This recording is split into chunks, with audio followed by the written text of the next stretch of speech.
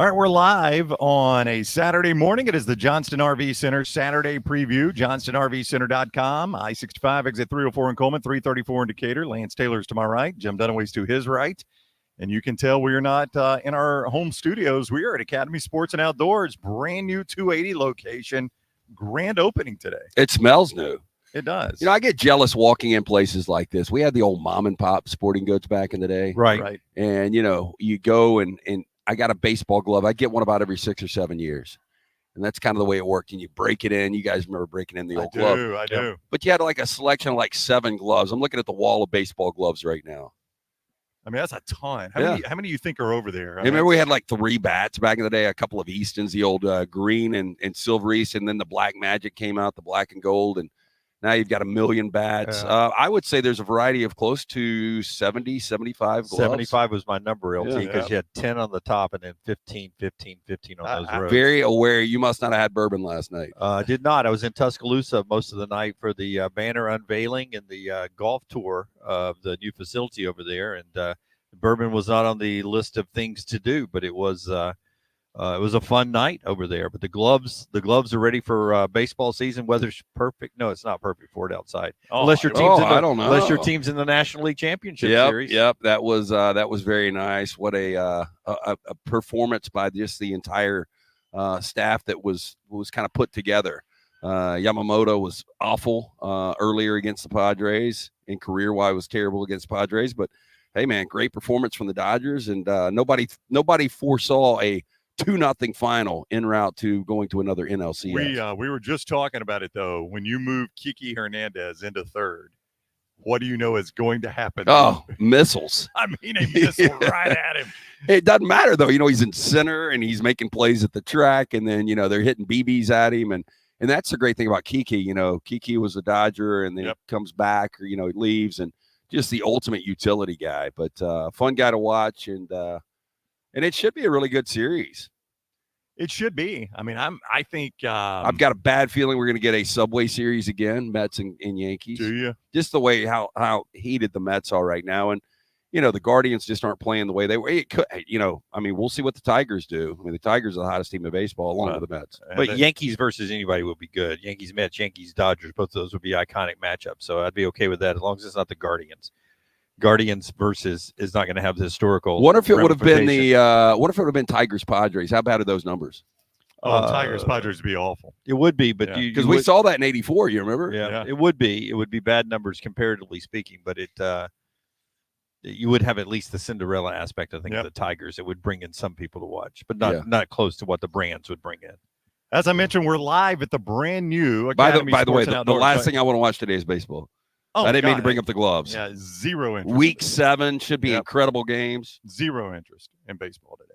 Yeah. Should be some fun games. We've got a big slate we're going to get to week 7. Again, Academy Sports and Outdoors grand opening.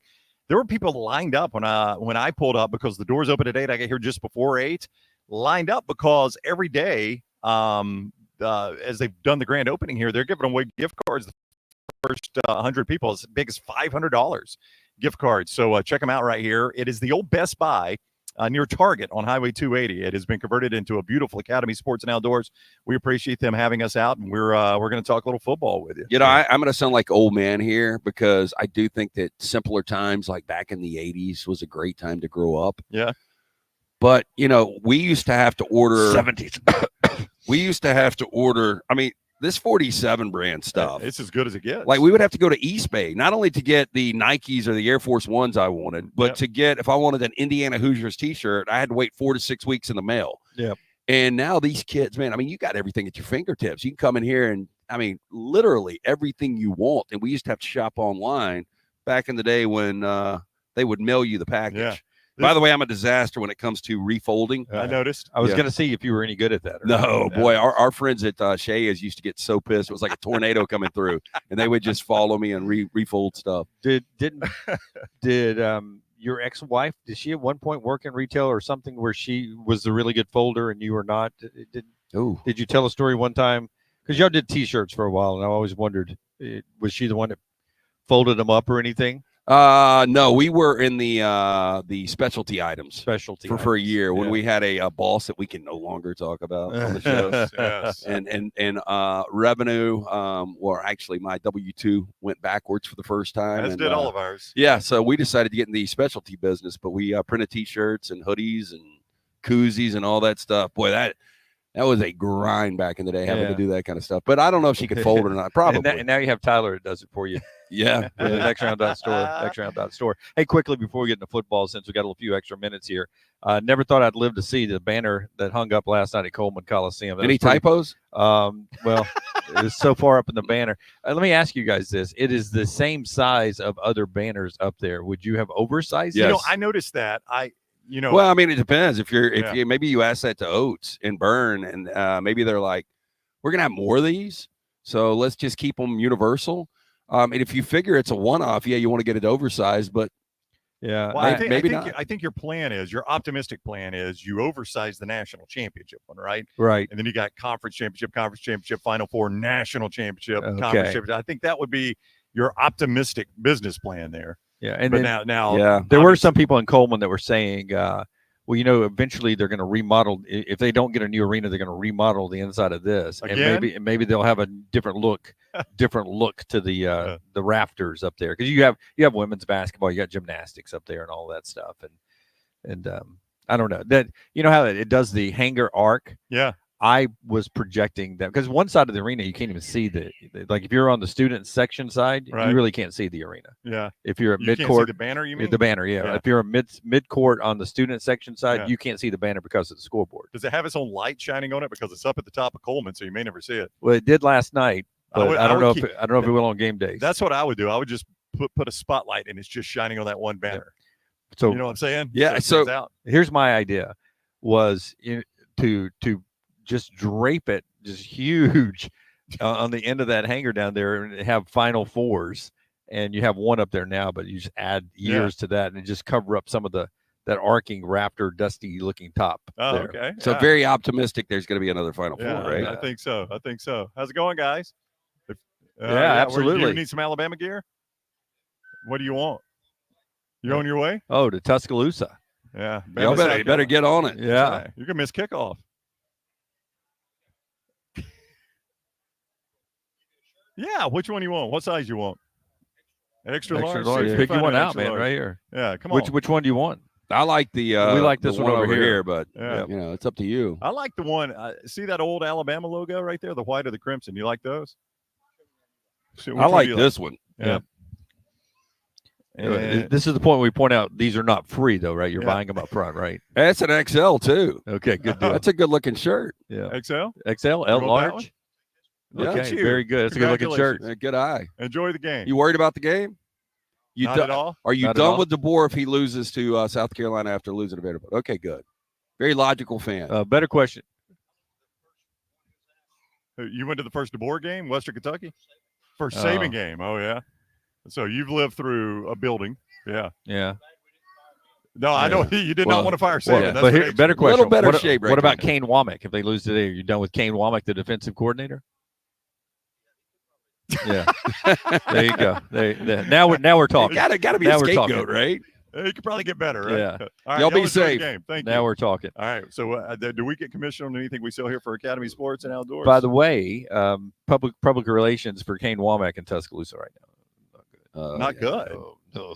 Dude, I like Kane a lot. Oh, we all like Kane. He's a Yeah. great guy. But he is the one taking the wrath of the loss. Look, I mean, there was really, unless you're 5-0 at this point, unless you're top 5 scoring defense, top 5 scoring offense, I mean, fans have got to find something to pick apart, especially when you're coming from the greatest coach to ever do it. Yep. Yeah. So it's if you're looking from the goat to the scapegoat is Kane Womack right now. That He is correct. He is one that's taking all the strays right now. All right, we're at 9 o'clock, so we'll go ahead and reset it. It's the JohnstonRVCenter.com Saturday preview. We are live at Academy Sports and Outdoors Highway 280 location.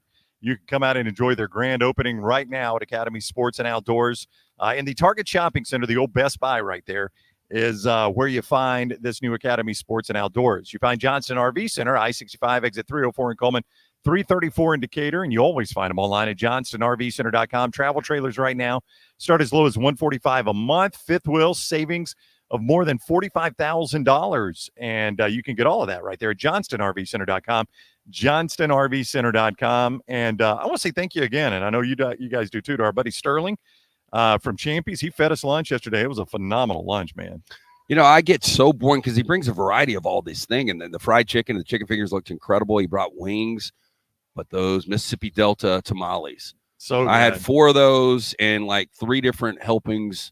Is that old school Southern? It is, but I like the phrase. So. Helpings, servings. I had 3 different of the coleslaw. He's got the right coleslaw with the creamy mayonnaise base. Yep, so good. Didn't one of Leonard Skinner's albums was Second Helping, right? It was. Sounds right. So there you go. It tells you how Southern it is.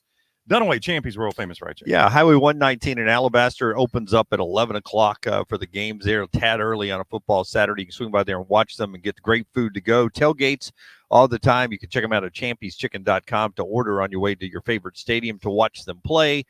But as always, a destination lunch or dinner throughout the week, champyschicken.com. Sterling's Place is on Highway 119 in Alabaster. He's been there for over a decade, and he is always there to brine that chicken overnight, cook it piping hot to order, and the Mississippi Delta recipe tamales, proud sponsor of the Next Round from day one. All right. I was going to say, not to jump ahead, are you going to Knoxville next weekend? I am planning on doing it because EG's at a wedding. Yes. Okay, well, I'll be up there if you guys need me to do something. It's a day trip. Day up, day back. Okay, well, I was just going to say I'll be there. Yep. Yeah.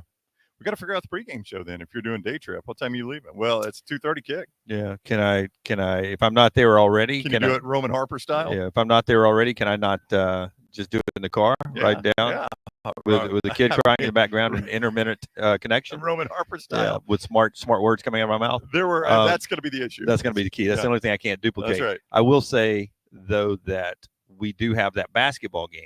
Friday night. That's right. Which everyone was excited about last night, that we're doing the Wake Forest Alabama game. That sounded sarcastic. Everyone was excited about it. Well, one person was really excited that we were doing the game last night. Was it a kid under the age of 6? It was not. It was our buddy Gonzo.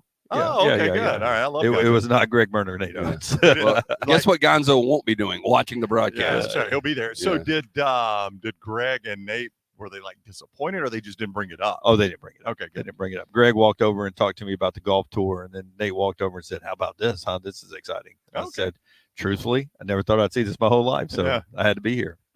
All right, there were 3 games last night. 2 of them don't really matter. Northwestern smoked Maryland 37-10. Both those teams are 3-3.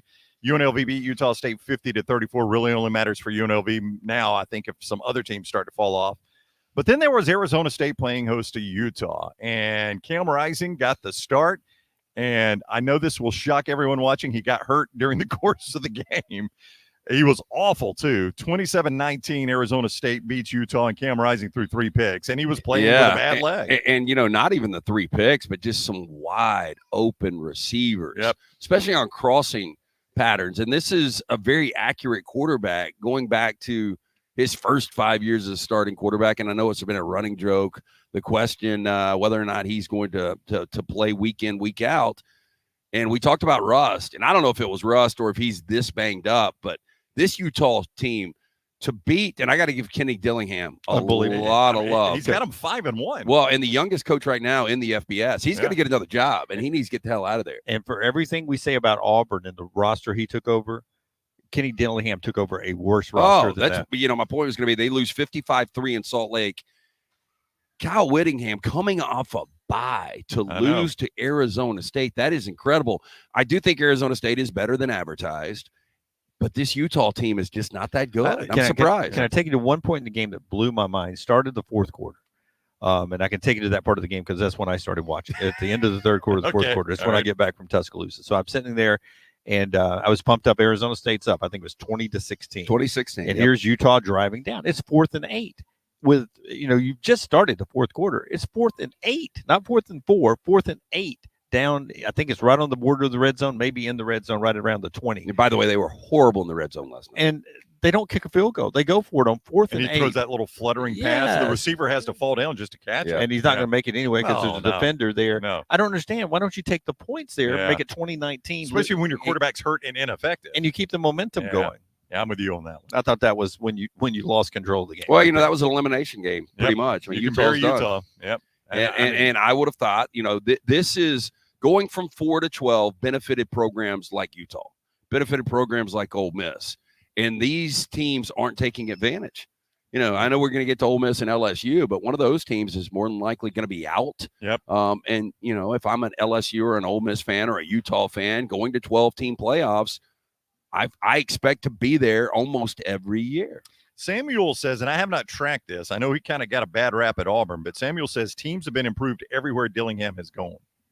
Now, you'll have to, I haven't followed his career as closely maybe as I should have. Remember, he was at Oregon with Lanning's first year, I believe. That's right. Yeah, I think you're right about that. And then left to take the Arizona State job. There you go.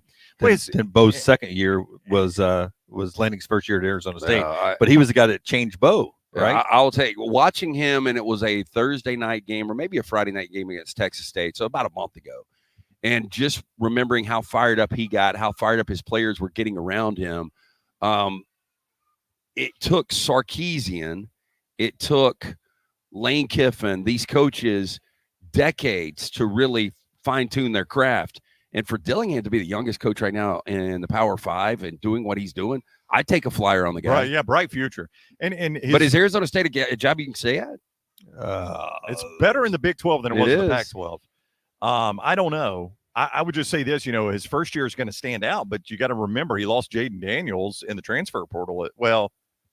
No, he didn't. He never had Jaden. No, he never had Jaden. Yeah, well, he took over as Jaden was Who leaving. was his quarterback when he took over? He had a Rashada for 1 year. Jaden Rashada. Yeah, Jaden Rashada. Also lost him in the transfer portal. He did. He's disappeared into Georgia now. And that probably would be the reason why you wouldn't stay at Arizona State, because there's always going to be an SEC right. school that can pick You any good player you want. You see the trend, don't you? When Sam Levitt went down for a minute last night and Jeff Sims comes in, I didn't know Jeff Sims was on that roster. Yeah. Nor did I. Former Georgia Tech guy, Yep. right? Yeah. And former Nebraska. Yeah. Yep. So you're saying if it doesn't work out for Napier at Florida, Kenny Dillingham's a guy you'd look at? I mean, yeah, I actually would. Yeah. You know, if you're Dillingham, you could make an argument to stay in Tempe. I mean, it's a great city. I think it would be really easy, especially to recruit a 20-21-year-old there. I mean, we always talk about Oregon and we talk about the Song girls and the Texas girls with the chaps. Arizona State's next level. Yeah, Sparky's got he's got a roster. Yeah, Sparky's smiling for a reason. I assure it hasn't changed much since girls of the Pac-12 in the 1980s, but it was always strong as what rope? What was it? Wet rope? New rope. Strongest new rope. Yeah. I used that phrase for Lance yesterday. Do you think they sell new rope here at Academy? I bet you could find some rope in here somewhere. It's going to be that kind of rope you rappel with. Yeah. Mountain climbing rope. Yeah. All right, let's get to today's games as we continue on the Johnston RV Center Saturday preview, johnstonrvcenter.com, also presented by Champy's Chicken. We're live at the Academy Sports and Outdoor grand opening, Highway 280 location. Let's start with South Carolina at Alabama, 11 o'clock ABC. Alabama still holding as a 21.5-point favorite. It seems like it opened at this number and has not moved one bit either way. Total of 50.5. You'll have to remind me. I forgot to get your pick. So if you just shout it out if you got to pick on one at Lance. I do not have this one. I did go with 11 o'clock game today. I kind of forced one. Really excited just about the entire day. Yeah. How'd you know? I just knew. Wow. I mean, I'm just guessing, really. South Carolina, Alabama, Dunaway. Crimson Tide, we're just talking to a gentleman here buying a T-shirt from us. Crimson Tide looking to bounce back from what can only be described as a stunning loss. I think you'll learn a little bit about this team today, not just by the score, but how cleanly they play this game on both sides. Yeah, I think you will learn a little bit more about this team today as far as the locker room, the attitude, maybe the coaches on how much handle they have on the locker room. And then next week you go to Tennessee. You're lucky, I think, because South Carolina will not bring the same offensive weapons that Vandy brought to the table. If they did, I'd be really concerned about this game because of the scheme that Alabama has on defense right now. A lot of concern from a lot of people, including Roman Harper, about just the X's and O's, the way they decide to play and the plays that are called on defense. But if you're Shane Beamer, you got to try a little bit of that today, don't you? Whatever you had in your playbook that was similar to what Vandy runs, I'm at least going to see if Alabama's corrected it. Yeah, I mean, look, Sellers is a player that can make plays with his legs, and you probably could even have a package for Robbie Ashford. I would think so. Yeah, I would make Alabama show me they fixed it. It's a low total. I think the total is sitting right now at 50. Did you say 50? I got a 50.5 at MyBookie.ag. Yeah, I mean, that's a pretty low total, and especially with the points that Alabama they're laying. So South Carolina's team total is going to be I mean, if Kane Womack and that defense can hold South Carolina under their team total, and I'm doing it in my head real quick, single digits. I think Alabama fans would be excited about that. So, I mean, are you thinking 40-10, that kind of game? 38-13, that kind of game? It would be more 35-15. So their team total is probably 14.5. I mean, if you can hold South Carolina under 17 points, it's a step in the right direction, right? Yeah. I would say, I don't know why I'm sitting here making you guess, Lance. Yeah. I literally could have pulled it up. Was it 14.5? Yeah, pull it. I think it's probably 14.5, just doing it on the fly here. I had Arizona State money line last night, by the way.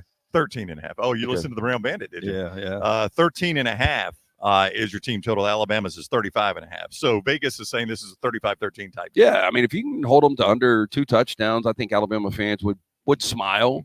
Again, I don't think there's anything Alabama can do today that's going to erase the memory of Nashville last week. Or make you feel any better about going to Tennessee the next week. It's all going to be about Tennessee next week, but early point spreads in that game have Alabama favored. I said they would be. I don't know if you guys remember. I said Alabama would be a 1 to 2 point favorite. I think Texas, I haven't seen the number yet. I think they'll be a 1 to 2 point favorite over Georgia. So you're telling me, and you said it on the show yesterday, but to repeat right now, if we got a different audience, you think there's a chance Alabama's going to be favored in Knoxville? They are. Oh, they will be favored in Knoxville. Yeah. I mean, they're going to open that way, and you think it'll hold. I say that. If Tennessee destroys Florida and Alabama struggles again with South Carolina, Tennessee will be favored. Is there a place I can go take Tennessee right now for all the Tostitos? MyBookie.ag Code NextRound. Is there already out there? I'll hold it right now. What do you want on it? Our Lance.ag. You tell me when you're scared. So I mean, if I don't even need points, I just take Tennessee money line with you. So we just do a pick. I mean, if you think Tennessee's going to be favored, I think Alabama's going to be favored. Well, I'm not talking about the difference. I'm talking about winning the game. Yeah. You just think so there's no chance. You think there's no chance Alabama wins this game? I don't. I think Alabama fans will be excited right now if you want to wager. You just want to do a C note on it? $100? Is that $100? I'll take Tennessee straight up for 100. And I'm looking at futures. Okay, so I got Alabama to pick next week in Knoxville. Alabama is plus 625 to win the national championship. There's only Ohio State. Are you connected to the internet? Texas. Is it updated since last week? Ohio State, Texas, Georgia are the only teams with shorter odds right now. And, boy, if you like this Tennessee team to bounce back, and if they were to beat Alabama, they're right back in the conversation to win a national championship. You get them 18-1 right now. Yeah, I don't know about them winning the national championship. I just think they get Bama. Walker says he will wear out that Tennessee money line. Steven said, what happened to steak bets? Well, this exceeded a steak bet. Although I was in New York Butcher Shop yesterday talking to our buddy Jim, who owns the 2 New York Butcher Shops. Did you do the pork chops? Yep, got me some pork chops for tonight. And so that green bean side. And he tipped me off on this rice recipe that he's put you on. And he says it's incredible. Incredible. I went and got all the ingredients for that. Yeah, Maddie's gotten sick of me getting up in the middle of the night and, like, sneaking over to the fridge. Yeah. And so she made that thing of that rice, and she's like, look, if you're going to eat in the middle of the night, you might as well eat something like this. It sounds good. I can't wait to try it today. How close is she to putting an alarm on the refrigerator in the middle of the night? Or a trip wire. Let's go to the next game as we continue live from Academy Sports and Outdoors, Highway 280, their grand opening. Washington, Iowa. Lance, is a game of yours. Rare 11 a.m. play for you at lanceslock.com. Big in the Big Ten standings. The loser of this one has little chance of winning the Big Ten. I'm not sure either team does anyway, but Iowa is favored 3, a low total in this one of 42. It's the big noon kick on Fox. Yeah, and 2 physical teams. Like, if you've watched Washington, you always know that Iowa, that's kind of their identity. But both teams with Jonah Coleman running the football for Washington, Caleb Johnson running the football for Iowa. It's going to be one of these low-scoring, ground-out games. Our man Brock Heward is on the call. Yep. So looking forward to this game. But, yeah, we do have a play. We've got 13 total plays. We've got 2 max bet plays today. Max? Yeah, somebody was trying to guess. I guarantee you it's Kansas State. And I'm like, it ain't Kansas State. I do like Kansas State tonight, but it is not Kansas State. But I do got 2 max plays up today. You can buy a daily package, weekly package, monthly package, lanceslock.com. Nope, I got them though. I think it's this one and this one. It is actually this one. Interesting. And this one. Interesting. Yeah. Okay, there you go. You got to go to lanceslock.com to see which this one and that one is. Yeah, that's right. Yep. All right. Sorry, Jim. Washington, Iowa. Washington, Iowa. In Iowa, correct? It You- is in you did it Iowa correctly. City. Yep, Yes, I did it correctly. My Jimmy Landmine Layman formation would be Iowa is not going to lose in Iowa, which means everyone should play Washington, I would assume, because I think would be Iowa and Iowa. It's a pretty good Washington team. It is turned. I got to into that. give Jed Fish a lot of credit. Yeah. You know, he was replacing 20 starters and bringing in Will Rogers, and a lot of people thought that was going to be a disaster. Will Rogers completing 74% of his passes right now. Washington's got a little bit better each and every game. Should have beat Washington State. Jed Fish actually screwed that one up, but otherwise, I think he's done a pretty good job. Yeah, look, and I think Tim Beck has done a good job, or excuse me, Tim Lester has done it. So many Tims now calling plays.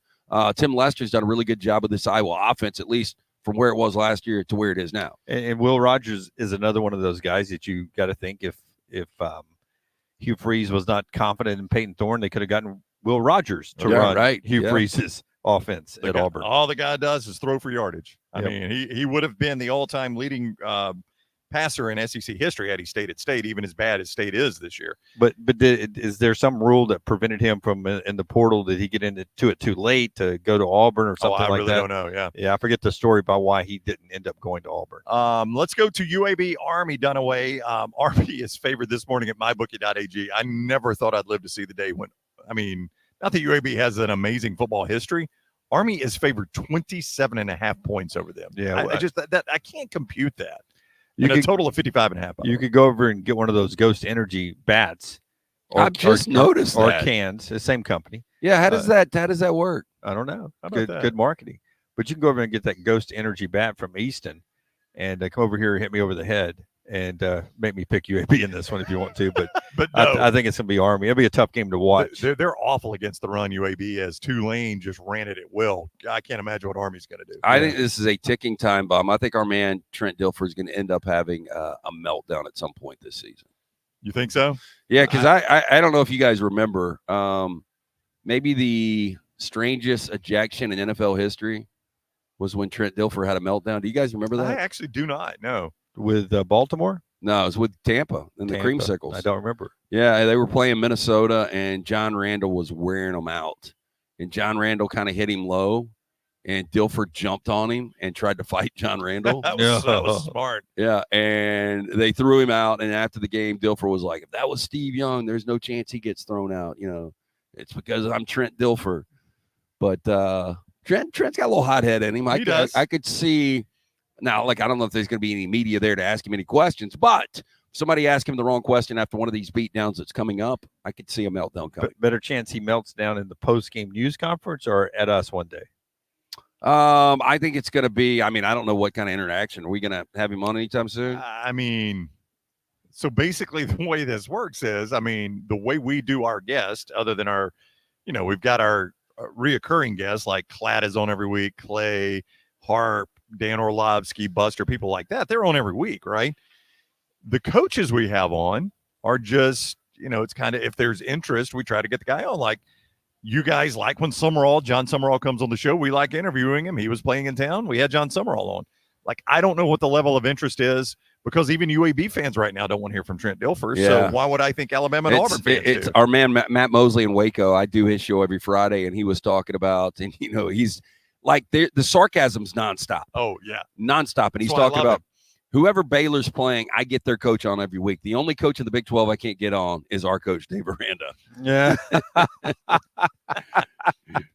Which I thought was great. He was talking about, he was like, yeah, I see you do Chip Brown. He's like, I've known Chip a lot. Chip jumping around. He's been with 1 million radio stations. He's like, I tell you, man, he's got a healthy perm for a 50-year-old. I love Buster. He's like, you want some good story? He's cut it up with Matt McConaughey, all those guys, old Chip. Just so sarcastic. But yeah, back to the coaches. That's what he was saying. Healthy perm. I love Moses. He's so funny. So he can't get Aranda on, huh? He cannot get Aranda on. I'm assuming he's been a little critical. And he better hurry because I don't know how long Aranda's going to be around in Waco. He's going to be available to co-host soon. No, but you remember when Trent brought up the grandkid or his kid or whatever it was, and then the next day, whoever was on the beat had to ask him the question about, disrespecting UAB.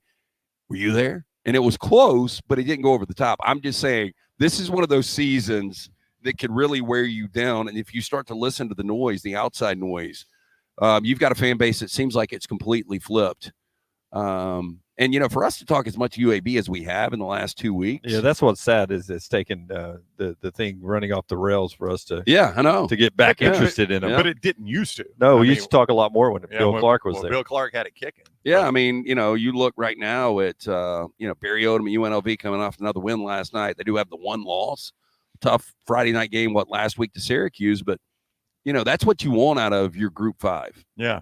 So anyway, UAB, a 27.5-point underdog at Army. And keep in mind, this is Army football who shrinks a game. So 27.5 points is a bundle to have to where can we watch that? CBS Sports Network, 11 a.m. Okay, I want to point this out. There are only 3 teams, and I brought this up yesterday or Thursday on the next round. Only 3 teams that have yet to trail in college football. So if you're a UAB fan, maybe tune in to see if you can do something Army has not done this year, and that's UAB get the lead on Army. Clemson plays Wake Forest. There's a Clemson CLEMSON. She just walked off.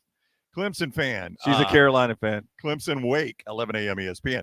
All right, 2:30 slate. It's the Johnston RV Center Saturday preview. Brought to you by JohnstonRVCenter.com. I-65 exit 304 in Coleman. 334 indicator. I talk about it all the time. They love the United States military at Johnston RV Center the way we do. We can never say thank you enough, but a very small way of saying thank you is a discount they give any veteran or active duty United States military. See more, JohnstonRVCenter.com, JohnstonRVCenter.com, and Dunaway Champy's world famous fried chicken. Champy'sChicken.com. Your Champy's Chicken moment of the day came at the Tuscaloosa airport when South Carolina landed, and there were a small group of fans there with welcome home Mike Shula signs. I saw at the airport. Yeah, that was pretty cool. It was probably 7 people, but still, there were 7. There were 7 people. Probably more than Mike counted on. Yeah, 7 people there with signs there. Champy's Chicken. Whether you're going to stand at the airport and welcome back an old coach, or whether you're going to go tailgate at a great stadium anytime, or if you just want lunch or dinner, if you're watching the games at home, it doesn't matter. Sterling will cook you the best Southern fried meal you've ever had. The fried chicken, the chicken fingers, the po' boys, the chicken on a stick. They got great sausage, cheese, pickle plate as an appetizer, or the Mississippi Delta recipe tamales. It's all right there. 119. That's Sterling and the crew. Champy'sChicken.com. Champy'sChicken.com. You're kidding, too. There's no way that somebody showed up at that. 100%. Oh, yeah. His photo went out from NextRound. So it has to be, if you're showing up to welcome back Mike Shula for the first time in close to 20 years, you've got to be retired and bored, right? I don't want to judge people. But there's a chance. They could have been both. Back-to-back days you said that. You were very judgmental, Dunaway. Just own it. Yeah. He doesn't want to judge those people. Yeah. I can't tell. Maybe. I mean, it's a nice gesture. It is. I mean, the guy did do, he did, serve a moment in history for Alabama to get him from one point to the next. He was the guy that got him from a strip club scandal into Nick Saban. Well, he's basically, I don't know if you ever saw the movie Thin Red Line. Great cast. Very slow war film. Yeah. Is that the one they try to climb the mountain? There is a part in there. I think you're more thinking Hamburger Hill. I didn't really like Thin Red Line. Yeah, I don't think a lot of people did. It was very artsy, but it had a really good cast. But anyway, there's a point in the movie where a grenade goes on the ground and Woody Harrelson jumps on the grenade to save everybody. Everybody. That was Mike Shula. Yeah. So Mike Shula jumped on the grenade for Alabama football. And shouldn't he be honored?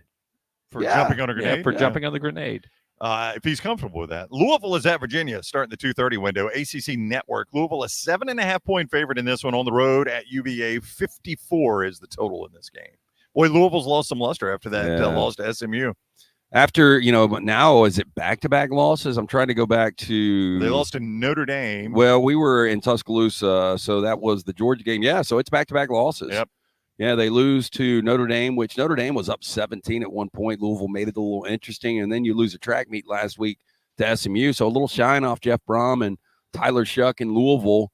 The expectation was to quietly creep up and maybe get in position to play again, as they did. I think a lot of people forget they played in the ACC championship game last year. That looks like that's not going to happen this year. Again, I think Clemson and Miami, we are going to have what should be a really good Yeah. ACC championship. It feels game. like crash course for those two, doesn't it? In hindsight, with where Florida State was last year with the quarterback, that was a great opportunity for Louisville to be ACC champions. was. You look back at that. Yeah, because who's the Fugazi that started at Ooh, Brock Glenn? yeah, no. No. I'm not going to be able to say his name. Tate Rodemaker. Yeah, there you go. Yep. And that was just one of the worst offensive performances. I'm going to go on and make a prediction here, week 7. I think the ACC, if Miami can get to that game undefeated, I think the ACC might get 2 teams in. Those 2 teams. Yeah, I Miami could see and the Clemson. loser of the ACC championship game. Would you guys agree if it's 11-1 Clemson, 12-0 Miami? Yep. Winners in, losers in. Yeah, I think so too. I think that's where, especially after Alabama's loss last week, I think that's the we didn't show it this week. The On3 Sports, the Andy Staples, the projections that we show. I think they've got 2 Okay. in right now. Clemson and Miami. I don't think we expected the ACC to get 2. I think the ACC will get 2. Yep. Big 12, any chance? There are 5 undefeated teams right now in the Big 12. Well, it depends on who if somehow, here's your problem, like if somehow West Virginia gets hot and makes a run, they've got those 2 out of conference losses, Yeah. I mean, I think it's unlikely that West Virginia holds on. They got a big game tonight. We'll get to a little bit later on. Yeah, I don't think Because there's any way State- the each Power 4 has multiple representatives. No, one Big because 12 of will the- be the odd man out. because of the SEC and the Big Ten. One will likely always have one, unless you have some special. No, and years. EG Yeah. thinks there's going to be 2 Wow. Group 5s, That's which very 0 bold. chance. It's very bold. Let's go to the Red River Shootout, 2:30 ABC. Texas this morning at MyBookie.ag, a 15-point favorite, and a total of 49. A little bit lower total in this game than I might have thought at 49. That's a Yeah, little look, lower score. I've got this play up, and I'll go on and say it. It was my pick 3 yesterday. I like Texas. I don't think Oklahoma's got the offense to keep up with them. And speaking of Fugazis, they are ranked right now. They're 18th nationally with only 1 loss, It's amazing. and they will not be ranked at the end of the year. They are about to, and this, I think, is going to be the moment where Texas, I think Sarkisian really wants to make a statement in this game after getting upset last year. Texas doesn't want to let go of any of this momentum. I don't think Oklahoma's got the offense to keep up with them. And I think Quinn Ewers comes back. He plays sharp. I think they're able to run the football. Michael Hawkins and Oklahoma get no offense going. I think Texas wins this game going away. I agree with you. We don't talk about Texas's running back injury much anymore, do we? We don't. Yeah, that's And, true. you That know, was a Jaden big- Blue hasn't yeah. put up like massive numbers. He's Yep. been good. A couple of fumbles against Mississippi State, but yeah, it really hadn't affected this team at all. That was a big offseason storyline, wasn't it? Texas Mhm. running back injuries, and that has not mattered at all. And keep in mind, at Michigan, they lost another one in the course of the game. They came back, but I mean, they were down to like their 4th team running back against Michigan and did not miss a beat on offense. That is 2:30 ABC, the Red River Shootout, first ever SEC edition. They were painting the field Friday, I guess it was, and had that SEC logo on there. Maybe it was Thursday. I saw Greg Sankey retweeted. It does kind of look weird with that SEC logo on there at the Red River Shootout. First time it's ever been an SEC game. Yeah, if we went back a decade I know. and I told you guys we're doing a show, we were all doing shows together back then. If I was like, this is going to be in conference one day at 2:30, Yeah. impossible, right? I'm You would've excited. said- I you wish would've said- Oklahoma was better for this one this year, the first Yeah, one. I agree. Well, I mean, it looks good. Like if you're just a casual college football fan, you're like, oh, we got number 1 and number 18. This is going to be a barn burner. Yeah. Look, we saw Vanderbilt beat Alabama. Nothing is off the table. Obviously, Oklahoma's got enough talent, but I agree with you. It just seems like this is going to be one of these one-sided games. But didn't you get the feel from Chip Brown on our show that there are a group of Texas and or Oklahoma people who think this is the greatest rivalry or one of the greatest Oh, yeah. rivalries in college football, and the way they do it with the 50-50 split Yeah. and all that is the So way to do it. unique. Yeah, back to Mosley yesterday. He was like, I got to get you guys in town for Oklahoma, Texas. He was like, I know you guys think the Iron Bowl is the best, but there's something about this atmosphere. And I was like, dude, look, we've done so many Iron Bowls. The Iron Bowl is awesome. There's nothing that's really going to take away from that, but it is end of the season. It's a lot of times lopsided. It's a holiday weekend. There's something about this being in the middle of the year. Everything's still on the table. And the state fair, man, that Yeah. adds to it, right? And the fact that it's 2:30 now. I will just say, you can hit me over the head with that bat if it's a better atmosphere than a big Iron Bowl at Jordan Hare. Oh, I agree. Oh, I yeah, agree. yeah. And I would imagine this is going to be one of those things that if we go to, You're gonna be a little disappointed. we're going to get there, and the fair outside is going to You'll end be up being. disappointed. It's going to end up being. It's just a state fair. It's got a Yes. scrambler. Hey, three Corn weeks, dogs aren't that good. 3 weeks from Tuesday, where will he be? 100%. I know. Yeah. Maybe storming something. Cal is at Pitt. Pitt, a 3.5-point favorite, 2:30 ESPN game. Total of 58. Cal coming across the country yet again to play another football game. Yeah, I just want to pull this to be official. Dunaway, you can roll with this real quick. I do have a play on this game. I just think Cal runs out of gas, and this is the weekend it starts running out of gas. Well, this is what I was going to bring up is their schedule right now. Eli Holstein, too, has been a great story. Speaking of another quarterback, if you needed one, you could have had. Freshman. Eli Holstein, who has you'll still be able to get him. He's got 2-3 years left, depending on if he goes pro. Yeah. If he'd gone to North Carolina, he would have gone pro next year and ended up being an overdrafted player that doesn't end up being good in the pros. So here you go. Berkeley to Auburn. Week 1 was Berkeley. Yep. Then Auburn. Yep. Then back home to play San Diego State and Berkeley. Yep. Then to Tallahassee. Then back home to Berkeley. And then out to Pitt. Where else do they have to go, East Coast? They've got to go to Wake, but that's not until the first weekend of the first Friday night or second Friday night, I should say, of November. And then they close out the season in Dallas on rivalry weekend. Nothing like Cal and SMU to crank up that rivalry weekend. But, I mean, this is kind of the gauntlet where it literally has zigzagged back for 6 weeks from East Coast to West Coast. And now you're trying to go in and knock off a 5-0 Pat Narduzzi team. And I don't know what it's called. It's not Heinz Field anymore. Acrisure? Yeah. I think it's something like that. That's what you want to do, by the way. You want to buy a sponsorship for a stadium for their first 10 years and then get out. That's right. Because you always call it that. Because you know what it's going to be. Minute Maid, Pac Bell. I'll ask you this. Do you think it's going to be worse? Is it worse doing what Cal football is having to do? Go spend the night in a hotel, play a game, fly back home, play a home game? Or is it worse what basketball is going to have to do and fly over here and play 2 games and stay in hotels for 3 or 4 days and then fly home and play 2 games at home and then fly back? Which is worse? I think the football's worse. Yeah, I think I'd rather just stay on the East Coast. But you do get acclimated over that 4 or 5 day period. Yeah, but that's it. You're only staying 4 or 5 days, then you're flying back home, and now you get acclimated there, and then you're flying back, and you're there.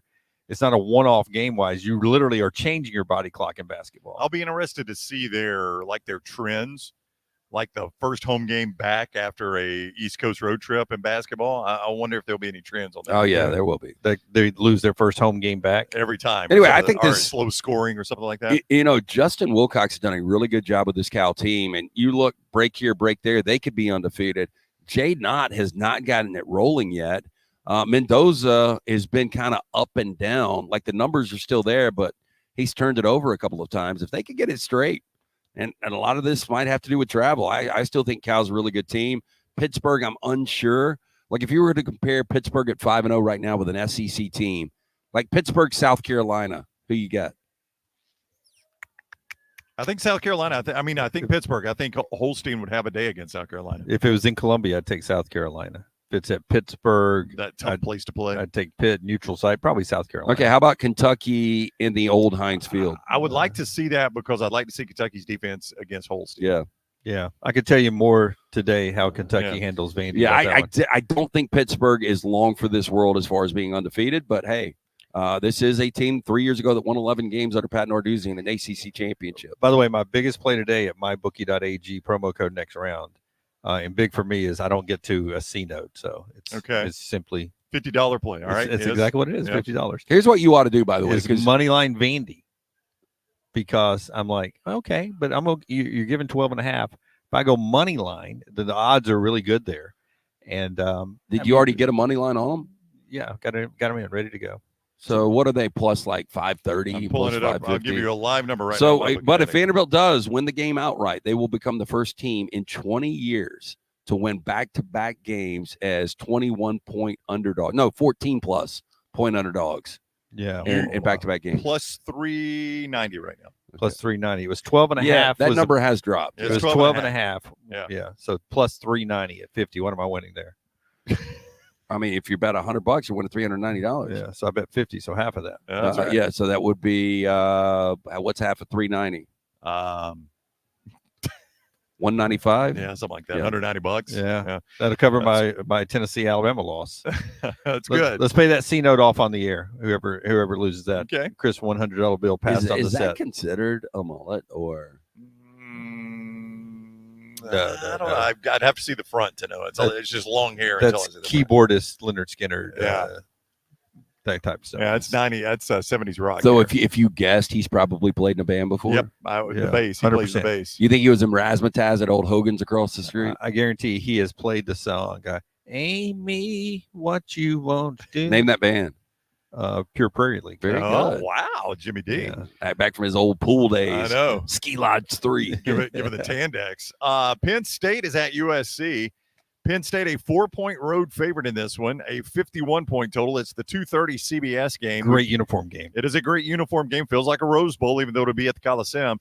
We talked about James Franklin's road record and James Franklin's outside the top 25 record. Both are very good. Yeah, and you look at USC. USC as an underdog has not been good in these spots. James Franklin, his last 18 road games, 14-4 against the number. First time in 15 years they are traveling to the West Coast, though, in a regular season game. I think USC gets walked off the field. I stayed away from this game because I want to pull hard for USC. I want to see James Franklin take an L here. This just doesn't set up good for USC. And this was another one of those games where one of you guys asked during the week, who's it more important? Who's got more pressure? Yeah. James Franklin or Lincoln Riley? And the answer is both, because I do think the USC fan base is tiring a little bit in year 3. Clay Helton, if he still loses this game, you start to look at the body of work. And Clay Helton in 2016 had a much, much better team than any of these teams in 3 years Lincoln Riley has had. So, but on the other side, James Franklin, back to the 12-team playoff. Once you got the expansion to that number, Penn State fans were like, okay, we've missed it every year, but now we're going to be in it every year. This is one of those games you're favored. You need to win this if you're Penn State, because you got bigger games coming up. Yep. They still got to play Ohio State, right? Yeah. Yeah. But Singleton and Allen should have big games on the ground against USC, and Drew Aller will take his shots. And I don't see USC physically holding up against Penn State. I hope I'm wrong. I want to see what Miller Moss does against that Penn State secondary, who's been pretty good, by the way. If USC, loses this game, they're going to be 3-3 second week of October. Oh, with more losses coming. Yeah, I know. But one of those losses, Minnesota, you don't believe in. Then one was to who? Michigan? Yep. Michigan. Penn State. Yep. Those aren't horrible losses. Well, yeah, but I mean, it's 2 conference losses in your mid-October. Yeah, but at the end of the year, Michigan's going to be outside of the top 25. Minnesota's going to be outside of the top 25. They've still got to go to play in Husky Stadium in 2 weeks, a game that I'm still trying to finagle getting out there. But I don't see USC beating Washington right now. And then USC's got Notre Dame. USC's got really difficult games coming up. I think they've still got Nebraska. They're looking 6-6, aren't they? Could be, man. Yeah. And I'll tell you, 6-6 is unacceptable. It is. So in 2 weeks, not Knoxville week, the week after that. Yeah. Okay. Arizona, BYU. Not Kirk Herbstreit. I can't do both. Well, that's what I was saying. I didn't want you to double book Knoxville and Seattle. Arizona, BYU is another game Lance has up at lanceslight.com. BYU a 3-point favorite. Arizona and BYU a 48.5 total. This is the 3:00 Fox game. If you like Klatt and Gus, this is actually the game they'll be on. They're from Lavelle Edwards Stadium. Surprising BYU team. It's a team that is in control right now of the Big 12. Not only 5-0, 5-0 against the spread too. Yep. So Kalani Sitake, good coaches cover, or good coaches win, great coaches cover. Redsclaff has been really good at quarterback. This BYU team, man, they're physical. And you guys remember 3 weeks ago in a similar game, but it was at night, what they did to Kansas State? Walked them off the field. They did. And it was basically in the middle 8 of the game. I mean, they scored almost all their points right there at the end of the first half, at the start of the second half. And Kansas State's head was spinning. But they played well defensively in that game, too. Kansas State only scored 6 points in that game. So will that be, when you guys look at the 2:30 slate today, well, I guess Texas-Oklahoma will be y'all. Texas-Oklahoma. Now, but if Texas ends up 21, 28 second half, do you go Penn State USC, or do you go to that Arizona BYU? Depends on how good Penn State USC is. Well, it depends on which one's the better game. I'll go to the better game. Cal Pitt, I think, is going to be an entertaining game. I'll keep it on some. Yeah, those are probably Notre Dame's going to walk Stanford up. Yeah. I was going to play Notre Dame. I ended up not playing it, so that's probably a easy winner for you guys out there, Notre Dame. Those are the 4 games that I want to focus on. Yeah. It depends on which one's better, Penn State USC or Arizona BYU. So I will see which one we go to there. Mississippi State is at Georgia, 3:15 SEC Network. Georgia, 34-point favorite. Mississippi State and Georgia, 54.5 is the total. I was looking for something a little bit later in the show, so I had to dig a little deeper in the some of the point spread websites. And if I am correct, there is, and Lance knows this, so Dunaway, I'll ask you. If I am still correct, there is one team in this game that has the most bets on them than any other game in college football today. Which one do you think it is? Mississippi State or Georgia?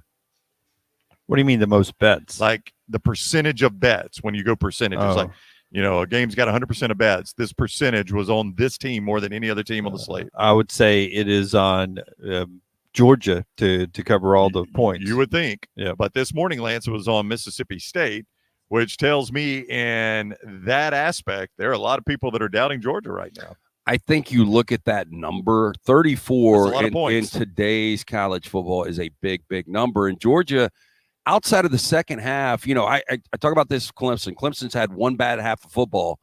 Georgia's had two good halves of football in Tuscaloosa and then the second half against Clemson.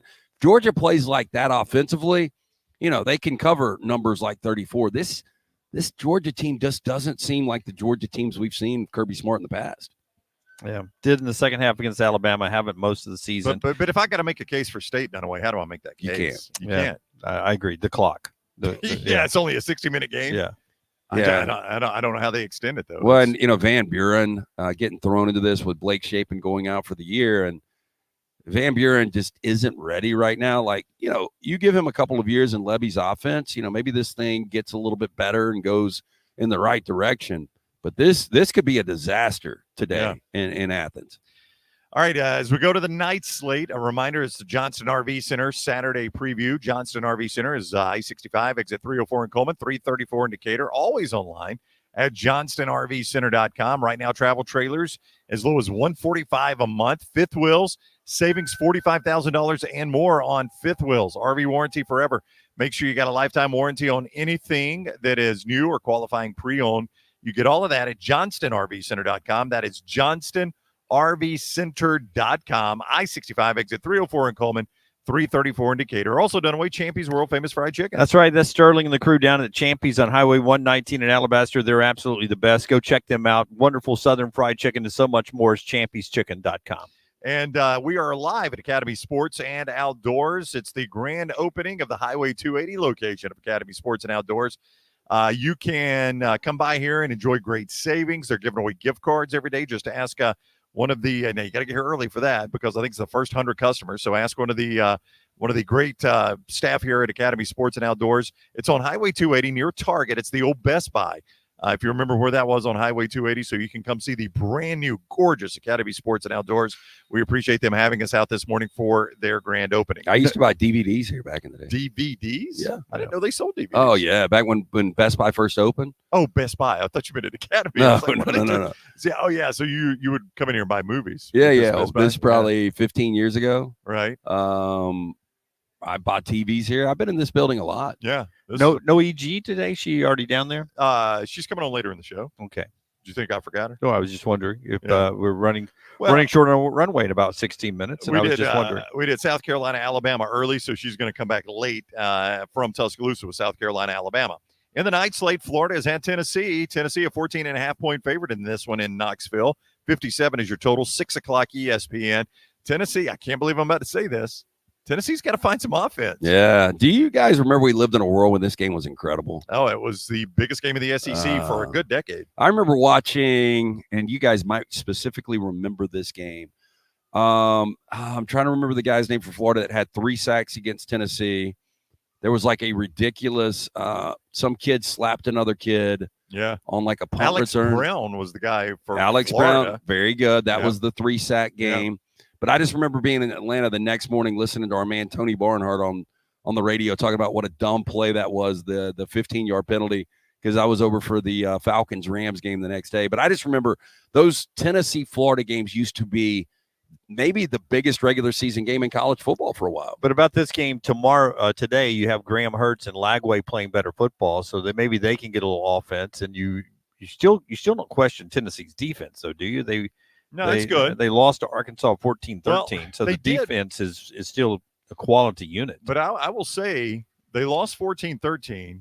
Arkansas moved the ball very well in the first half. They left a ton of points. They struggled to consistently stop Taylor Green.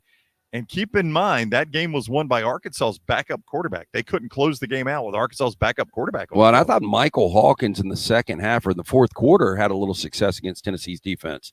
I don't know. I think jury's still out on Tennessee. I don't think they have any problem with Florida today. No, I don't know that you learn if the jury's back. It's, again, Tennessee fans are saying the same thing Alabama fans are saying. We'll see about next week, right? I mean, I think that's both those fan bases will feel like they know about their team next week. Sadly, I thought about this riding back from Tuscaloosa last night, that if Tennessee beats Alabama in 2 weeks, is that the first time they've lost in a long time in the regular season that there's no field rush? I would not. It depends on how incredible the ending is, whether or not they rush the field. But yeah, You talking about Tennessee? yeah, There's no chance. There's no chance. They rush the field tonight? No, against Alabama in 2 weeks. Think about Alabama's losses in the regular season in recent years. Every one of them has ended in a field rush, and this doesn't feel like this one will end in a field rush. I think what I would do if I'm Josh Heupel is I would almost set this up and call my shot. Hey, look, we've been there. We've done this before. When we beat Alabama this week, is this bulletin board material, old school? When we beat Alabama this week, I'm asking our fans, act like you've been there before. Yeah, that's right. We have been there before, so act like you've been there before. Yeah, but I think that's sort of going to be a change in time at that point if an Alabama team loses again and there's no field rush. I think you got to go back to 2010 if I remember what I've heard right. The last time Alabama has lost home game without a road game without a field rush. Was that South Carolina? No, they came on the I field. think it was LSU. So is that why you're going to traffic cop the kids running on the field again? You got to get No. I mean, if I don't need to go, I would. EG told me she couldn't go. She had planned on going, and I'm planning on driving up and driving back. AG told me the reason she's not going. She's got a wedding. Yeah, It's absolutely. interesting. Her and Little T. Oh yeah, I heard that story. Her and Little T, man, it's wedding season for them. All right, let's go to the two big night games here. Let's start in Eugene, where Ohio State comes in this morning at MyBookie.ag as a 3-point favorite. 54 is your total for Ohio State, Oregon. 6:30 NBC game. I stayed away from it. Yeah. Couldn't get a good feel, huh? Well, I mean, the right way to play this game is probably Oregon. Ohio State, I think, is the better team, but Oregon at home and with a veteran quarterback, I think something breaks right. I think Oregon gets a turnover here or there. And Ohio State, I think they get upset here. Ohio State's got to handle one of the best crowds first off, and I think it does make Oregon's defense play just a step faster in big games like this at Alton as compared to when they're on the road. Every home team gets that advantage. And Will Howard, can he avoid the mistakes that happens on big road games in college football? They've got better personnel on the Ohio State side, and Dylan Gabriel, another week into the system, maybe he erases those red zone turnovers and Oregon can win the game. But I would ride with Ohio State. They've got the best roster, and I don't know if they've had to flex yet to even show that. Maybe this is one that, you get to go out there and see Caleb Downs again. You get to see the best of the young freshmen. Ibuka at wide receiver, still really good over there. And Will Howard's the only fly in the ointment to me for Ohio State, how he handles the road trip. And he's been pretty good. And, one of these storylines is Chip Kelly calling the plays under Ryan Day, going back to his old stomping grounds. And I stayed away from the game. I think it's a really difficult game to handicap, but I'm really excited about watching that game. And I probably will have sound up to start that game, and then we'll see how that and the next game you're going to get into kind of play out. Well, the next game I'm going to get into is actually probably a playoff eliminator where Ohio State at Oregon is not. Ole Miss, LSU, especially in the scenario you painted earlier where the Big 12 gets two teams in, or the ACC. The ACC gets two teams in. But the loser of this game is in big trouble if that's the case. But you're only saying that because you assume they would lose another one somewhere else, right? You're not saying that because they have two losses that they're eliminated. I would say. Oh, I think Ole Miss is definitely done. Well, if Ole not Miss, if they beat Georgia and they don't lose again, they've only got two losses. Kentucky and LSU. But that is one of the easiest schedules in college football. And if you lose two games on there, I think it's gonna be dicey. Yeah. I mean, they're gonna have to sweat it out on Selection Sunday. That sounds weird saying that for football. But we in the summer we talked months about 10-2 SEC Big Ten is in, and I don't understand how that changed. Well, but if what Lance is saying, if you've got two ACCs or two Big 12s, that eats up a spot. Yeah, and I didn't see two-loss Ole Miss. I don't know. I think we talked about this because of the schedule. Two-loss Missouri. It's different than a 2-loss Georgia, 2-loss Alabama. So Ole Miss is a 3.5-point favorite in this one, a total of 62.5 tonight at Tiger Stadium. The Rebs have not won in Tiger Stadium since 2008. So it's been a bit since Ole Miss has had any success in this stadium. Yeah, I'm starting to think Ole Miss is going to win this game. I think Brian Kelly is the more accomplished, better coach. But the more I hear, everybody's like, man, LSU catching points, At home in a night game to a team that hasn't won there since 08. Did play this game, not a side. I played the total in this game, so I'm going to sit back, watch that. But that total I don't 62.5. That's a big number. Yeah, I'm pulling for LSU. Yeah, I'm pulling for LSU in this one for some reason too. Ole Miss is a team that has a lot of talent. Brown and I disagree on the play of Jackson Dart so far this season. It's a big opportunity for him to play well. I don't think he played well at South Carolina, and we know he didn't play well against Kentucky. Maybe just Kentucky and South Carolina's defenses are that good, and maybe they're able to expose a little bit of the LSU secondary that's still coming together tonight with Jackson Dart. But Trey Harris is a game-time decision in this one, or is he out? Expected to play is what I saw this morning, yeah. LSU's a little banged up at receiver, but it looks like Trey Harris is going to play. All right, Vanderbilt and Kentucky. Kentucky is a 12.5. I almost gave you the total as a point spread. Kentucky is a 12.5 point favorite, a total of 44.5. Kentucky at home, 645 SEC Network, a 12.5 point favorite over Vanderbilt. I think this is one of those. You've got some dude. He is from, let's call it Corpus Christi, Texas. He's in for a bachelor party. He's at the Bellagio right now, and he's looking at the board, and he's like, Chuck. How is Vanderbilt catching this many points after beating number 1 Alabama last week? They're playing Kentucky.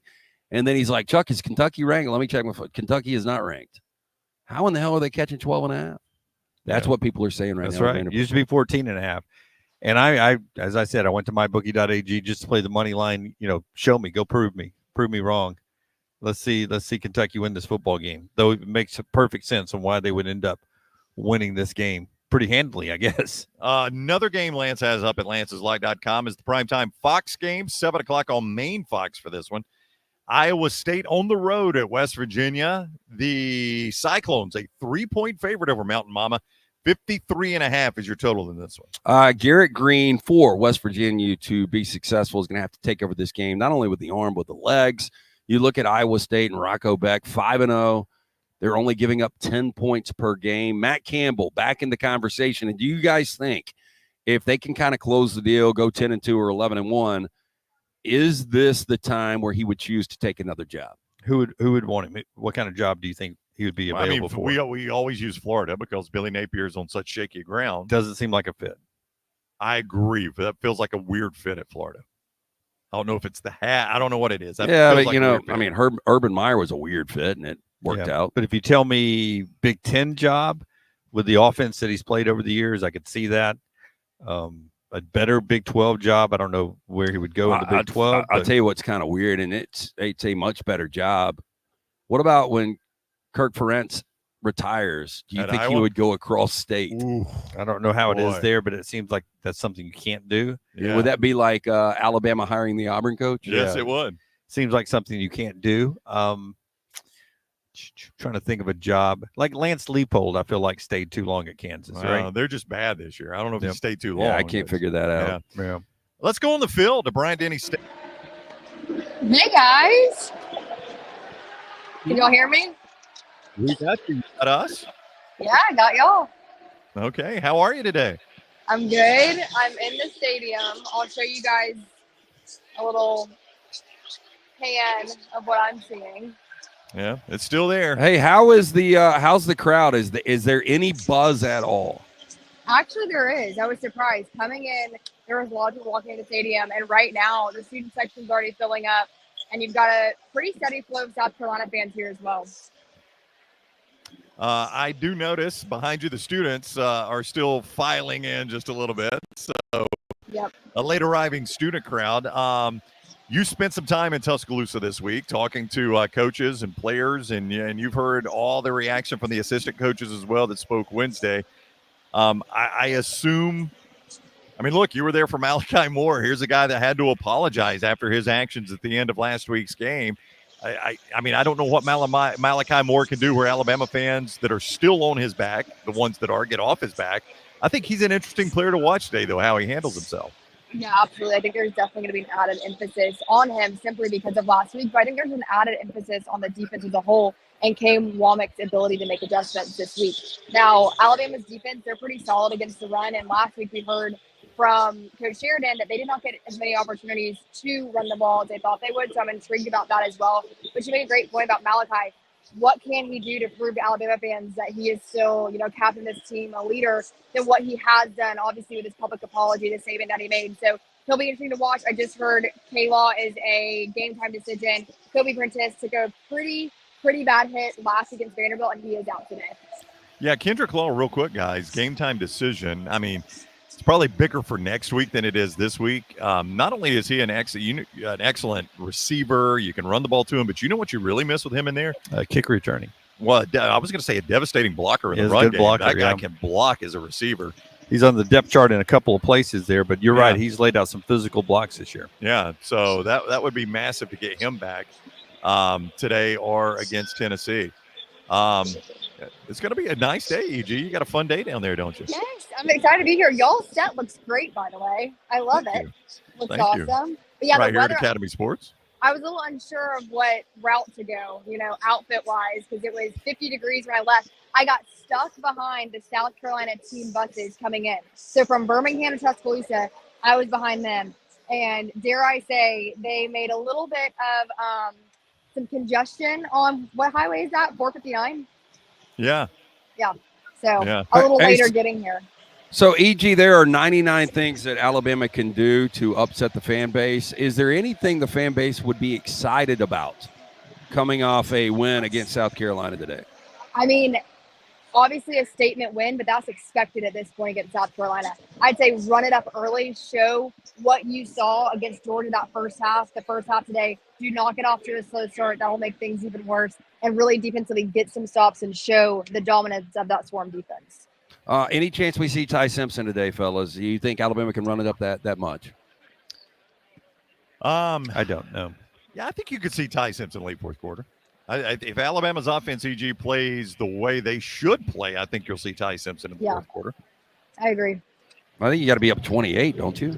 I think 21 under 8 minutes, you would feel comfortable enough to get him and get some snaps. Maybe I'm wrong. He's the second most expensive player this morning in DraftKings. They always have to hedge on that starter going out, don't they? I guess. Yeah. All right, EG, post game. We'll see you at covercrimson.com, right? Absolutely. Okay, well, have fun. Enjoy All right, it. bye, guys.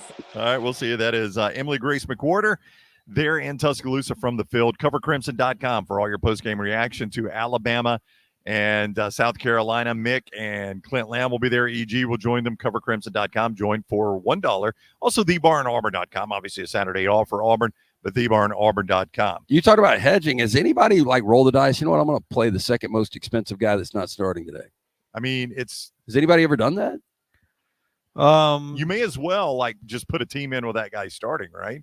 Because in the event you get an injury or a suspension nobody knew about, you get him for the whole game and almost nobody's got him. Yeah, but the key there is if I play the starter, the reason the backup's going in is because he's usually scored 30 points, right? Well, I'm just saying you're rolling the dice on an injury early in a game or a suspension. It wouldn't be my main team, but if I just threw in a flyer team. Yeah, I mean, the only way if you had the inside information, hey, this guy ain't starting today. But to your point, if it was Quinn Ewers and then for half the price was Arch Manning and it was going to be a blowout, I could see me playing Arch thinking that he would get in. Yeah, but unfortunately it never is. Yeah, it's they're always almost booked together. Have you already put your lineup in? Did it last night, or early this morning. Brown tried to talk Brown into playing with us. Don't want to do it. I don't pay attention to it during the game. That's why I don't do it. I go back, I forget, and then I go back late at night, and I'm like, oh, I lost both those. But I may jump in this week. MyBookie.ag code NextRound for all the games. All right, two more things here. First of all, let's go to the late night game. This is going to be a fun one. Kansas State at Colorado.